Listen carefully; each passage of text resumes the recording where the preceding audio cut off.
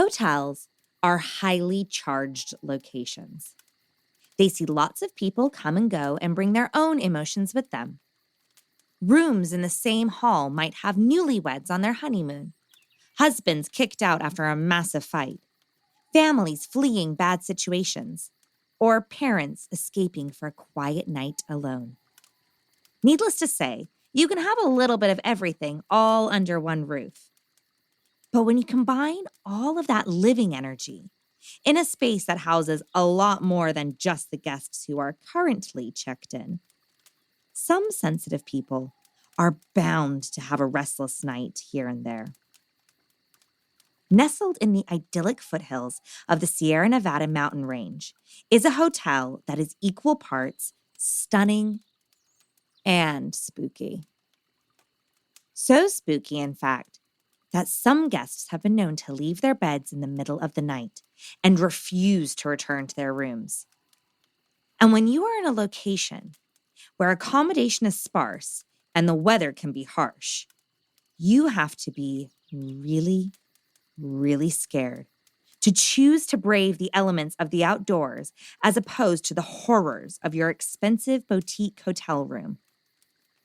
Because at this California hotel, there really are some souls who checked in and couldn't or wouldn't check out.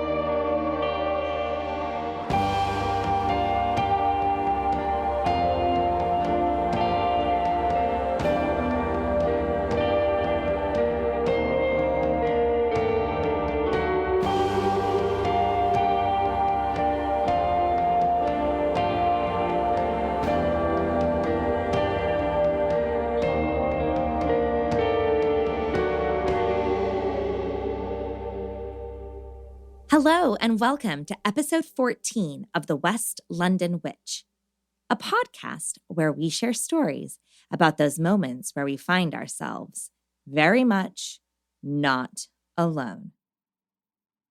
Although I now live in London, I grew up in Southern California, and my family still resides there to this day. So when my now fiance and I first started dating, meeting the parents wasn't quite as simple as popping over to mom and dad's for Sunday lunch. So in April 2018, we planned a big trip to California.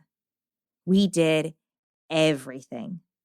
Drove down the one in a convertible, kayaked around Morro Bay, wine tasted in Paso Robles, had burgers and beer in Kernville, and hung out on the Struzina family farm.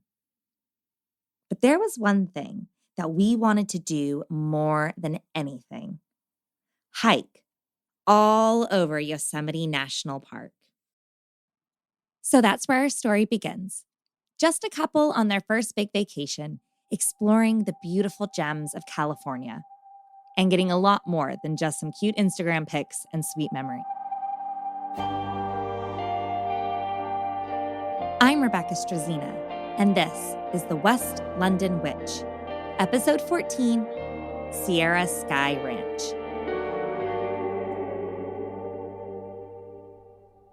So let's start from the very beginning. How did we even come to find ourselves at Sierra Sky Ranch? So it was a really special trip for us, as it was the first time that we were traveling abroad together. And I was especially nervous because it's the first time that I'd be meeting your parents. So it was a little bit scary, but it was really exciting. This is Kyle. Although you haven't heard his voice before, you have heard his music. Kyle is the creator of the West London Witch theme music and is an incredibly talented musician and all-around amazing guy. But I'll admit, I'm biased. Being honest, I probably got a little carried away with all the cool stuff that there is to do in California. The more I researched, the more I wanted to do. So we started planning our trip and booking in all kinds of fun activities. And I think this is the point where you may have got a little angry at me because I may have prioritized hiring a convertible Mustang over booking accommodation. I mean, I was happy to stay in the car. I think we could have made it quite cozy, but you were you were a little bit more picky than me. So our budget was spiraling out of control. And top of our list of things to do was hiking in Yosemite. So I was frantically scouring the internet looking for all kinds of deals on hotels nearby. And I happened to stumble across this charming little place that just so happened to have a half price deal on the dates that we wanted. So I booked it on a whim. And this place was, of course, Sierra Sky Ranch in Oakhurst. Sierra Sky Ranch is located in Oakhurst, California, about 10 or so miles from the southern entrance to the Yosemite National Park. The Now Hotel was originally established as a cattle ranch in 1875 and was converted into a hotel in the mid-1940s. It is beautiful, rustic, and really encapsulates the charm and feel of the California ranch life. The main ranch house really brings the great outdoors into this classic mountain retreat. There are high beamed vaulted ceilings covered in wood cladding, massive stone fireplaces, and even a huge buffalo's head mounted on the wall. This Western retreat strikes a beautiful balance between luxury and casual cowboy life. We had a stunning drive down. The sun was shining. We had the roof down in the car. And I've got to say, Oakhurst is perfectly pleasant with beautiful surroundings.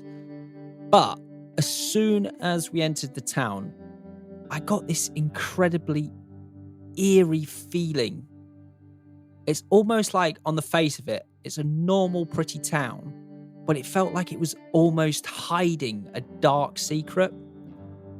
It was almost like I could imagine us driving through the town, almost like Groundhog Day, seeing the same cars stopping at the same traffic lights at exactly the same time each day, seeing that same mechanic working on the same car on the side of the road, just looking up at us as we passed by. It was just a really, really bizarre vibe that I felt. It was a bit of a ghost town, really. When we checked into the hotel, the man who helped us was very thorough. He showed us all over the property and even took us to our room. At the end of this rather inclusive tour, he leaned in close and said, "I don't usually tell people this, but you guys look okay. This ranch is actually haunted. And if you go on YouTube, you'll find all sorts of videos about it." And then he left, disappeared down the hall. Well, of course, we had to check it out. And that night, after a long day of hiking, we did just that. Tumbled down the rabbit hole of YouTube. To be honest, we were not totally convinced at the time. There were some videos of investigators exploring the property, but I wasn't overwhelmed by their findings. Oh yeah, I'll be honest. I was quite disappointed with what we stumbled across. It was more comical than scary, I think. Our room, however, was beautiful, but it did have a strange energy. At the time, Kyle and I hadn't been dating very long, and things were still very new between us, and neither of us wanted to admit to each other that the room felt unwelcoming, and there was an unshakable feeling of uneasiness. On our final night, after an incredible hike to the top of Yosemite Falls, we treated ourselves to a lovely dinner in town and headed back to the hotel to enjoy a particularly nice bottle of Tobin James wine we had brought with us. I realized that I didn't have a bottle opener with me, so I asked the lady at the front desk if she had one, and I also asked if she knew anything about these supposed ghosts. I was shocked when she responded that her parents actually used to own the hotel and had sold it to the current owners. She told us that if we liked, we could sit with her in the sitting room and she could tell us some of the stories about the property. Needless to say, she didn't have to ask us twice. Absolutely. That was an ears pricked up moment for us, wasn't it? We were like, right, we'll be back in a sec. Grab the wine. we're in for the long haul now. That's our evening sorted. So every story she told was incredibly interesting. But for me, the most captivating and spine chilling story that she told was when she was just 12 years old. During the winter months, the weather was always fierce and unpredictable up there. So her parents used to just close the whole ranch down for that period, as they had virtually no passing travelers ever wanting to stay. So it didn't make any economic sense keeping the whole place open during that time. Anyway, one night they had a knock on the door from a newly married couple on their honeymoon, asking if there was any vacancies for the night. Apparently, with their eyes closed, they circled a map with their fingers and decided to visit wherever their finger had landed, which of course happened to be Oakhurst.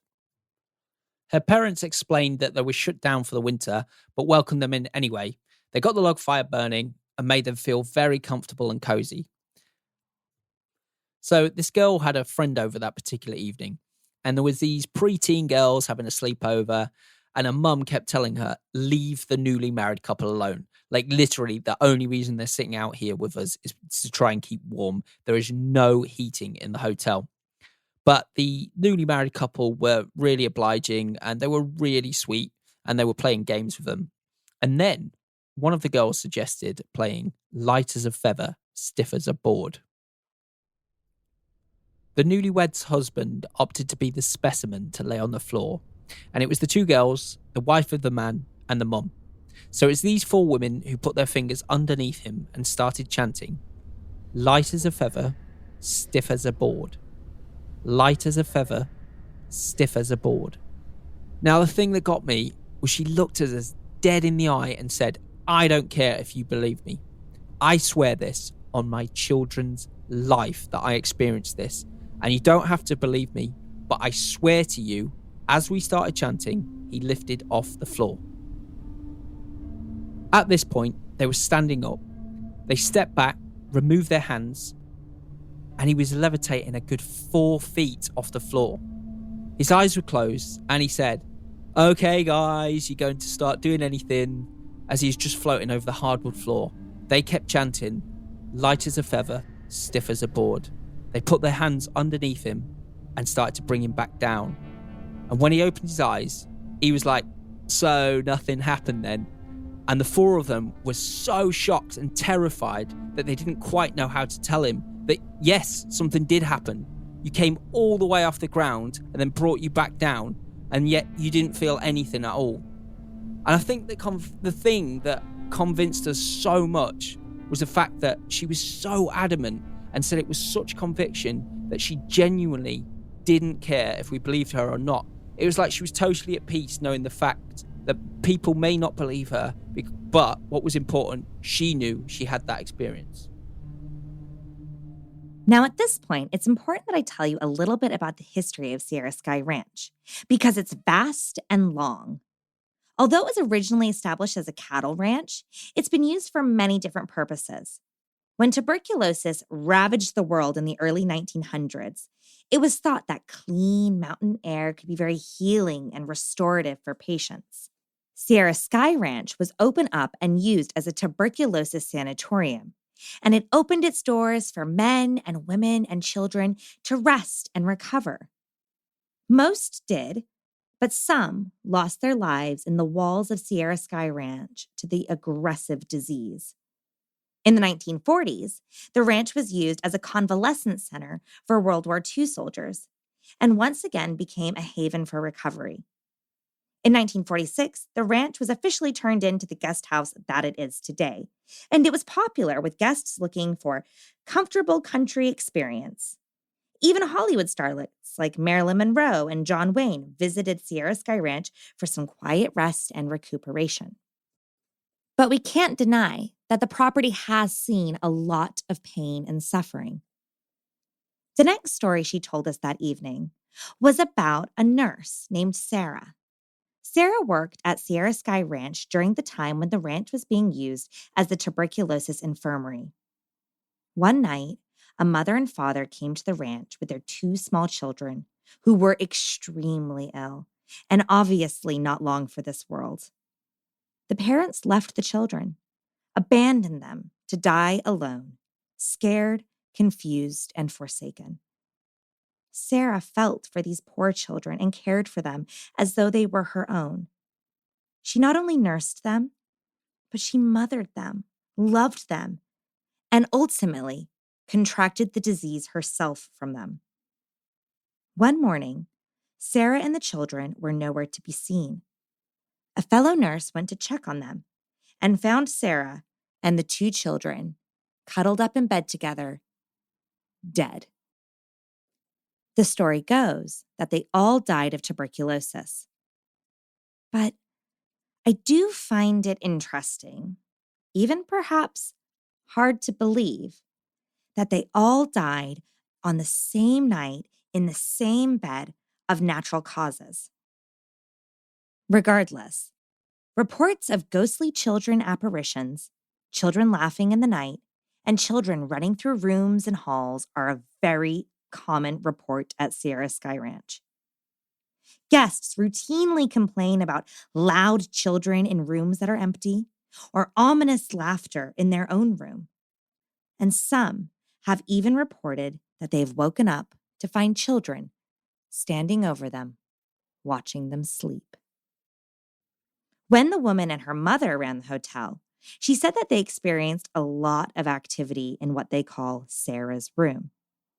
They would clean the room only for guests to complain that the beds were unmade and the room was disheveled. She also said that the blinds would frequently open and close by themselves. At the time, the room had mini blinds, and she used to call Sarah's room the tweaker room, as the blinds would often be tweaked open, as if someone was peeking out. So just to give you an idea of what the space was like, when you walk into the main lounge area, you're immediately greeted by a large but incredibly cozy feeling space. It's all beautifully timber clad with deer heads and antlers and things like that hanging on the walls. And you can't help but look up to the vaulted ceilings where you notice this large mezzanine level sat on these really chunky wooden beams. In the middle of the room, there is this large coffee table with a sofa, like a double sofa, and then sat opposite a couple of comfy smokers lounge style chairs. And these are placed in front of this amazing, really high open stone fireplace, which was crackling away when we were there. Glancing further to the far side, you notice like a second comfy seating area, and it had a smaller but equally beautiful fireplace and a set of double doors leading to the restaurant on over to the left. To the right hand side, about round about the middle of the room, was like this L-shaped staircase leading to the mezzanine level. You also noticed that the staircase acted as this kind of barrier wall that stuck out. I would say probably about 10 feet into the room, just right about where the second seating area started. And then when you look behind this, there was a lovely little nook that was hiding this amazing old grand piano that guests are encouraged to play. So as the evening went on, we told her, oh gosh, that mezzanine level looks really cool. Like, what's up there? And I have quite a history among our family and friends of being the person who asks to go places and people tend to say yes. I've never met anyone who will go up to someone's front door and ask them to show them around the house before, but you will do it. Once you're inquisitive and want to be shown around somewhere, you will try and get your way. My mom always says I'm going to be killed by just like knocking on someone's door and asking to come in, and the police are going to be like, well, she doesn't look like she was dragged here or anything. It doesn't look like there was a struggle. And it will have just been me knocking on someone's door asking if I could go inside. But it's amazing how many people let you do it. So I at this point, I'm fishing. I'm using my witchy ways to see if maybe we can sneak a peek at this mezzanine level. And she tells us that when she was a teenager, that was her hangout spot. I mean, coolest hangout spot ever, because you've got a bird's eye view of everything that's going on in that front entryway and in the lobby and in the sitting room. And she tells us that her girlfriends and her used to hang out up there, but it's quite spooky and it's quite scary and it's quite unfinished. And the Travel Channel had wanted to do a documentary on, California's most haunted hotels. And they sent a production crew to Sierra Sky Ranch to, you know, get a feel for how haunted the place may be, take the temperature of the location. And a crew went up into that mezzanine level and they were doing an EVP session, and they found out that there was a child who was in the closet up there. At the bottom of the stairway, there's a little closet. And there was a child who was hiding in the closet. And he kept saying to them, "Please don't close the door on me. I don't like it when they close the door on me. It's very, very scary. I like it when they leave the door open." And the next day, after they had reviewed the EVP session and they had found this hidden message, they went back and they took some Hot Wheel cars and they put the Hot Wheel cars in the cupboard where the child was. And they're doing another EVP session, and they say, Can you play cars with us? Can you send the Hot Wheels car back out to us?" And they wait. And then all of a sudden, the Hot Wheel car comes rolling out of the cabinet and stops right at their feet. And she said the owner of the hotel was so terrified. She ran down. She called the whole thing off. She said, "Nope, that's it. We're done. We're not doing this anymore." But since that day, they leave that cabinet open because they know there's a child in there, and they know that child is scared and doesn't like being closed in the closet. I say, "Oh gosh, I'd love to see up there." And she goes, "I'll take you up. Do you want to go up there?" And instantly we were both like, absolutely.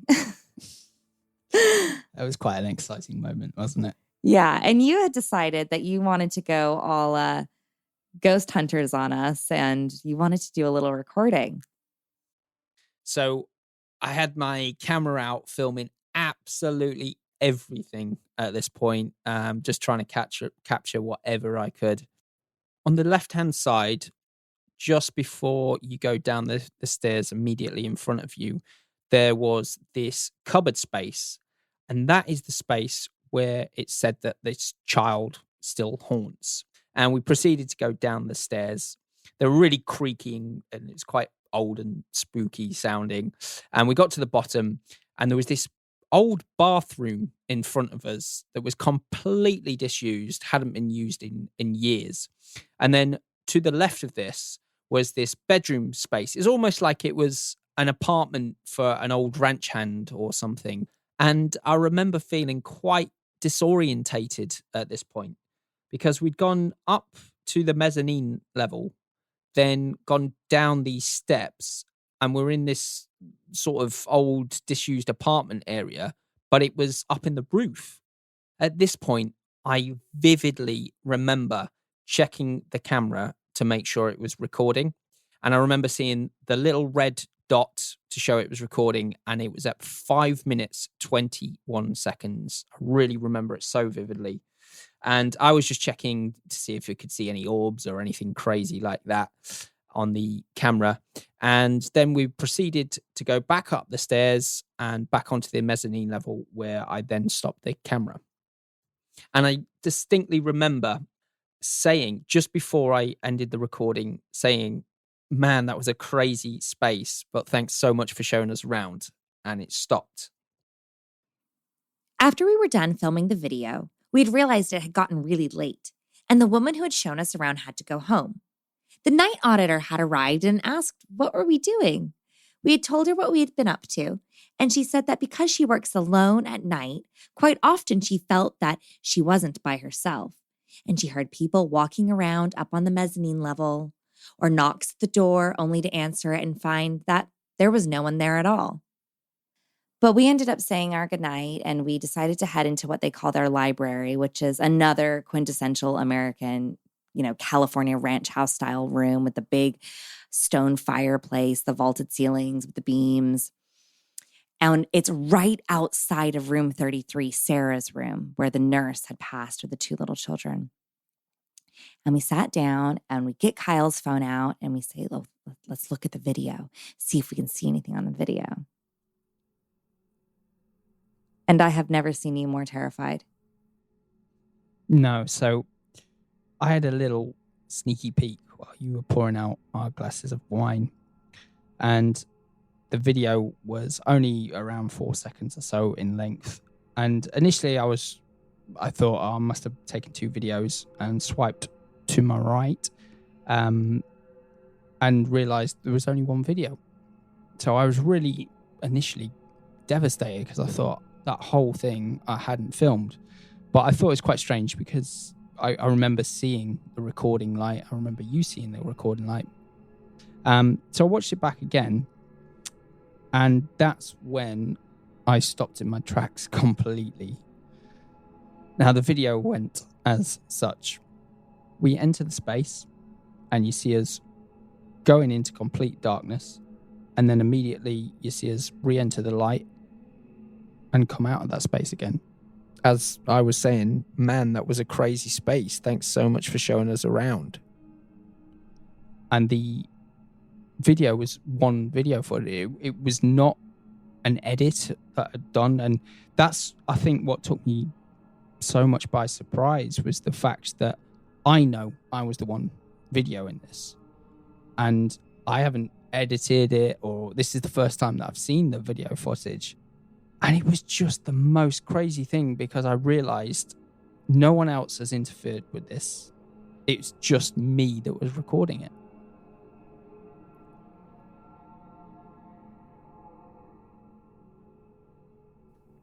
So what do you think it was? Do you think it was something paranormal? That's the first time that I can categorically say I can't explain it. And I don't know, it just took me by surprise because I can genuinely say that it's not like it's one of those things where you hear a noise and you think, oh, that could be like the wind blowing against the window or creaky floorboards. You know, there's normally some sort of science behind this. For me, that's the first time I've experienced a situation where I was recording it and I can, hand on my heart, say that whole thing was recorded. And for it to be 1 video footage, the way it seamlessly goes to us entering the space and then cutting out and us coming back, leaving the space, I can't explain that. It's almost as though whatever it was didn't want that space filmed. It was their space. And all you get is the entrance and the exit, but none of the in-between because that was their space. That night ended and we went back to our hotel room and we were fine. I mean, I don't know. You were a lot more freaked out about it than I was. You were, absolutely pale, pasty, totally freaked out. I think it's just the first time that's ever happened to me where I can't sort of suggest an explanation for it. But we went to bed that night and I don't know. I was fine. It was fine. We went to bed. It was totally chill. And then I woke up with the most overwhelming sense of dread and doom and sadness and heaviness. And I sat bolt upright in bed. And I always wear a watch. And I looked at my watch and it was 3 a.m. on the dot. And I remember just telling myself, Becca, do not let that freak you out. It's fine. It's fine. It's fine. You're fine. But I was really freaking scared. I was so scared. And I kept looking around the room because I just felt that like eyes were watching me. And it felt that people were walking up and down by the bottom of the bed. And I was absolutely terrified. And I woke you up. And I said, I'm really scared. I can't sleep. There's something going on here. But I kept telling myself, okay, it's just because it's 3 a.m. If it was any other time, you'd be fine. You just got to get through 3 a.m. And 3 a.m. passed, and 4 a.m. passed, and 5 a.m. passed, and I was in completely paralyzed fear. It was almost as though the energy was ramping up. It was getting darker. There was no dawn happening. It was just getting darker in the room. It was getting scarier. I couldn't get back to sleep. I was absolutely terrified. But I did fall asleep around 5:30 in the morning. And I went into the darkest sleep ever, just this pitch black abyss. And then I started dreaming. And I had this dream that I was driving this old station wagon. And I could see these children that I don't have kids, but in this dream, I had 2 children and they were sitting in the back seat of this big station wagon. And we're driving down the road and I told them, we're going to pull over, we're going to pick this man up and he's going to get in the car with us, but he's very, very ill. So leave him alone. Don't mess with him. Just let him be. And we drive up, we pull over and this middle-aged man gets into the back seat with my kids. And I tell him, don't worry, sir, we're going to be there soon. You'll be fine. And my kids are jumping up and down in the back seat of the car and they're being really poorly behaved. And I keep looking at them through the rearview mirror saying, sit down, stop it, knock it off. Leave this poor man alone. He's very, very sick. And the man turns and looks at my kids and he doesn't mean to, but he's just really ill. And he starts violently coughing. And as he's coughing, I start screaming. And the whole dream, the color just bleeds out of it. And it goes into slow-mo. And I start screaming, tuberculosis! But I'm really screaming. And I'm terrified because I now know that my children have been infected by this man. And the whole dream is black and white. And it's all running in slow motion. And all of a sudden, my body just sinks into the bed. I'm completely paralyzed, and my whole body is being violently pushed into the mattress. And my eyes flip open. And I can still see in my mind's eye, I'm still in the car, I'm still with my kids, I'm still with this man, everything's still black and white, but I can see Kyle laying next to me in the bed. And I'm telling myself, you need to scream, you need to wake him up because I can't move. And I'm screaming and I'm screaming and I'm screaming and no sound is coming out. And I can just see him sleeping next to me completely peacefully as all these hands are pushing me further and further and further down into the bed. And as I'm trying to scream and nothing is happening and there's no sound coming out, finally, I have this triumphant moment where I'm able to get out this tiny little sound. And in my mind, I'm like, this is it. I'm going to wake him up. He's going to save me from this. But we were not experiencing the same thing. This is why I love this part of the story, because the way you describe it, and I know I've had those dreams before where they're so intense and you go through that fear and you're screaming. But being on the other side, sleeping next to you, all I heard was,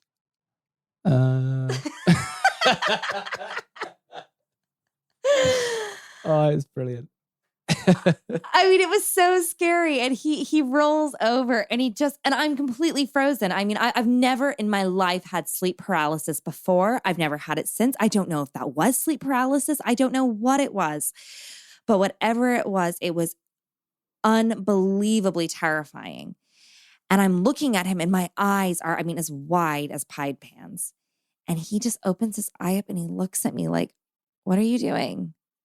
And here I am waiting for my knight in shining armor to wake me up and be like, it's okay, you're fine, it's all right. And you're totally giving me those eyes of like, could you stop that? That's really irritating.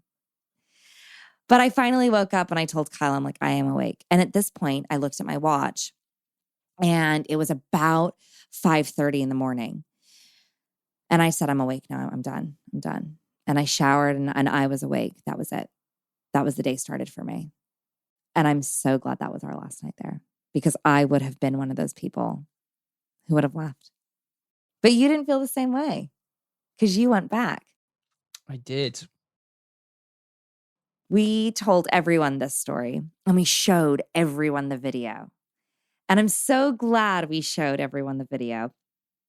And we got back to London and you met up with your brother and you ended up telling him this story and showing him the video.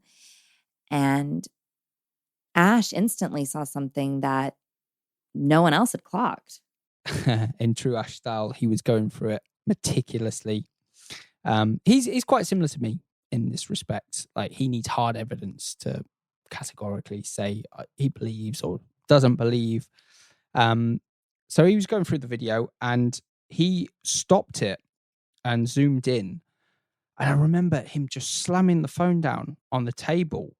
And I was quite shocked at his reaction because I knew he'd sort of seen something. And he just said to me, "Look at that. Tell me what you see." So I picked it up and I immediately could see the outline of a little child. Now, where he'd stopped the video was just as we entered the space. To the left of that space is the closet where the child is said to have been and rolled out the little car. And directly opposite that, you can see this little child's face. And I mean, I'm getting hairs raised on my back right now. I've got the goosebumps going because it brought me back to that moment. And this is not something I spotted. As I say, it's something my brother pointed out, and it was just the most crazy thing that I've seen. It's just a chilling image. It really, really is. And I wonder if that's the reason why we didn't get any video. If he just didn't want us filming his space. Yeah, well, this is where the story gets a little bit crazier, to be honest. And I sent it around to a couple of people, and I wanted to get their opinion and investigate it a little bit further. And so I sent it to 3 or 4 friends, just to see what they thought of it, including Ash. Now, the crazy thing about this is I was telling someone this story, got to the finale where you're supposed to show the video footage and the evidence, and unfortunately, the video was gone, and I've not deleted it. So I thought, oh, maybe it's just something that happened on my phone, but every other photo and video from that trip I've still got on my phone. It was just that one specific one. So I asked Ash, my brother, if he could resend it so I could show my friend.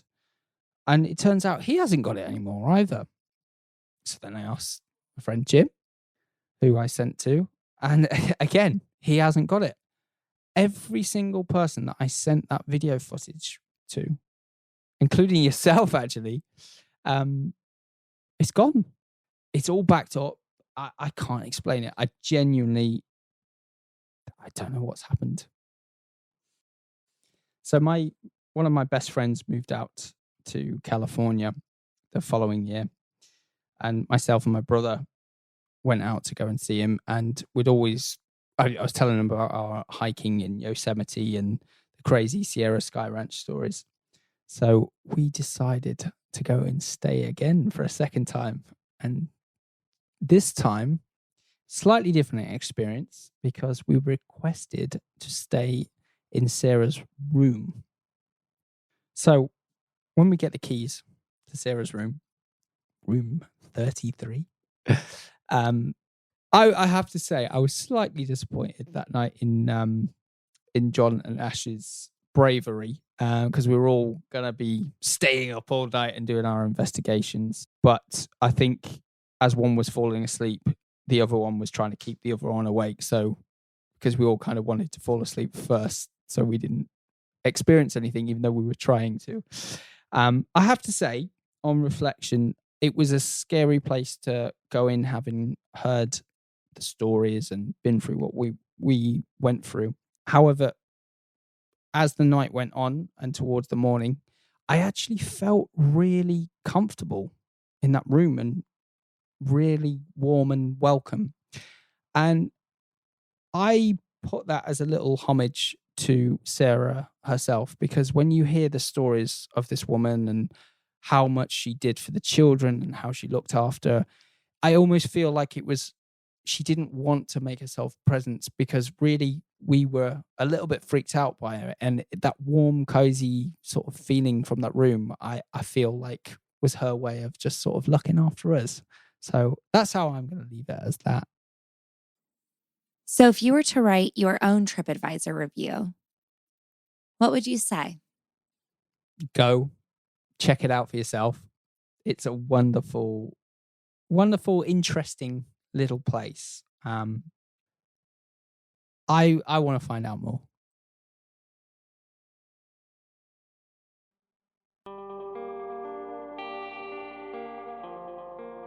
Do you have a spooky story you'd like to share? I'd love to hear it.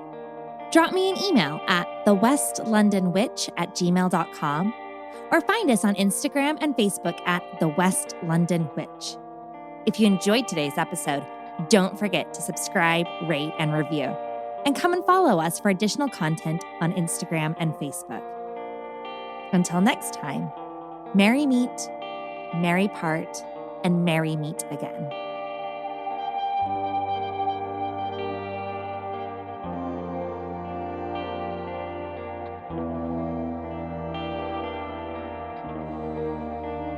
The West London Witch is created by me, Rebecca Strazina. Our sound designer and production magician is the incredible Danny Cross. Our theme music was bespokely written and performed by the wickedly talented Kyle Hall. Our cover art is the beautiful collaboration between Lizzie Wilson and Jake Bowser.